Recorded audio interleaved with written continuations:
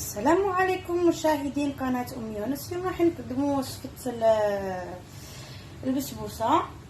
هنايا واش راح نحتاج انا في هذه الوصفة.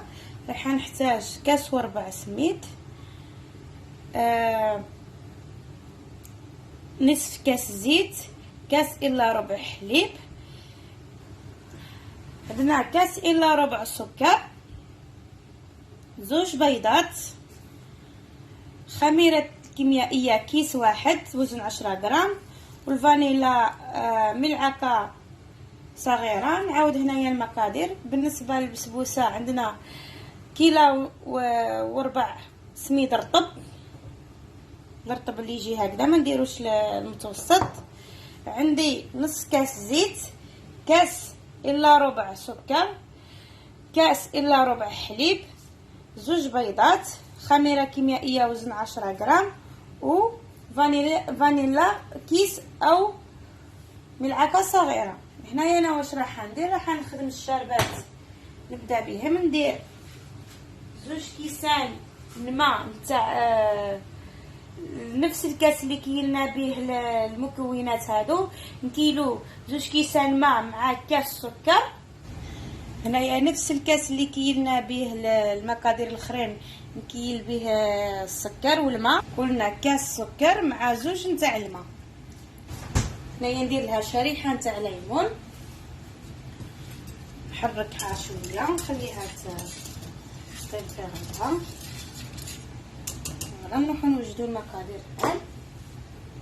هنايا نجيب ان ريسيبيون هنا. بواش راح نبدا بالبيض.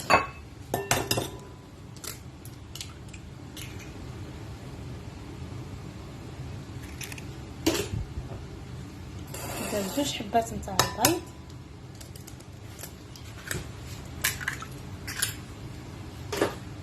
هنا هذه هنا.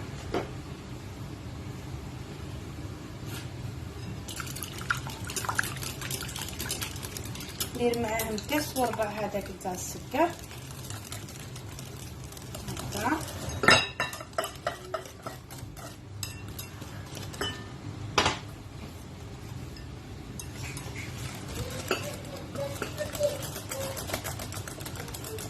نزيد الزيت نص كاس قلنا،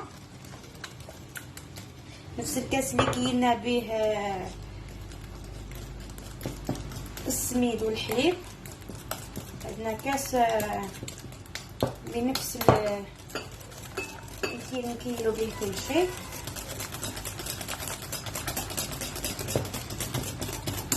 هذا نزيد هنايا الحليب،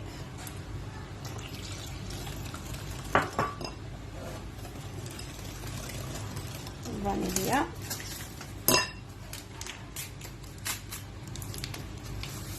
هنايا ديك سكر الفانيليا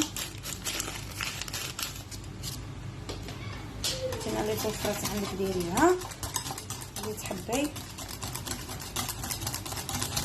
هذا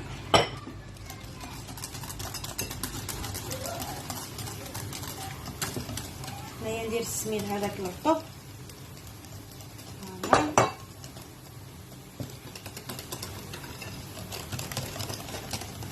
نزيد الخميرة،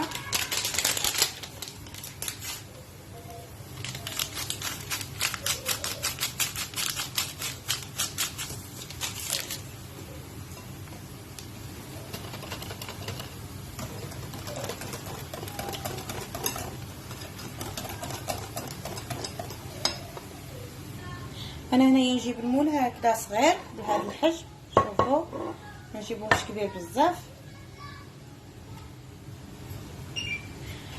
راح نفرغ ونكون دهنتو بالزبده وخارينه بهذا الشكل. راح نبدا نفرغ فيه الخليط هكذا. انا هنايا راح نديرو في الفرن على 200 درجه، شعلتلو من فوق ومن تحت. نروحو نطيبوه ونعاودو نرجعو. من بعد ما طابوا لي الشربات البسبوسه فيها بالشربات اللي كنا خليناهم على نار يتغلاو حوالي 5 دقائق. هنايا نفوت نسقيهم.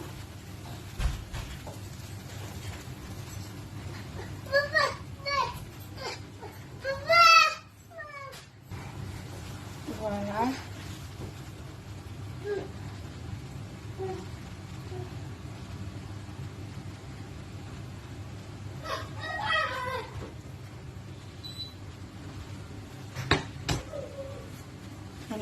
هنايا نخليها تشرب.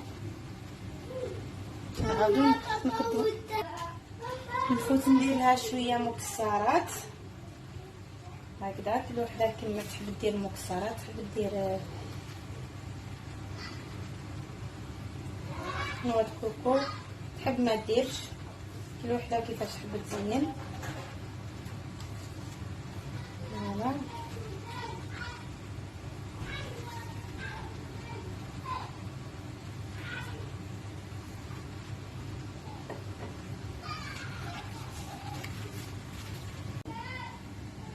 كانت هذه هي الوصفه لنهار اليوم، بسبوسه.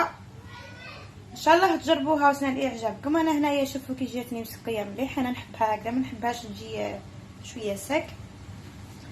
هذه هي الطريقه تاع التزيين تاعي، نتمنى تجربوها وتنال اعجابكم. ما عليكم غير ديروا لي جيم لا فيديو وتفعلوا الجرس هكذا باش تشجعوني نقدم كل يوم وصفه. هذا يعتبر تشجيع منكم الي. استودعكم الله الذي لا تضيع ودائعه. السلام عليكم.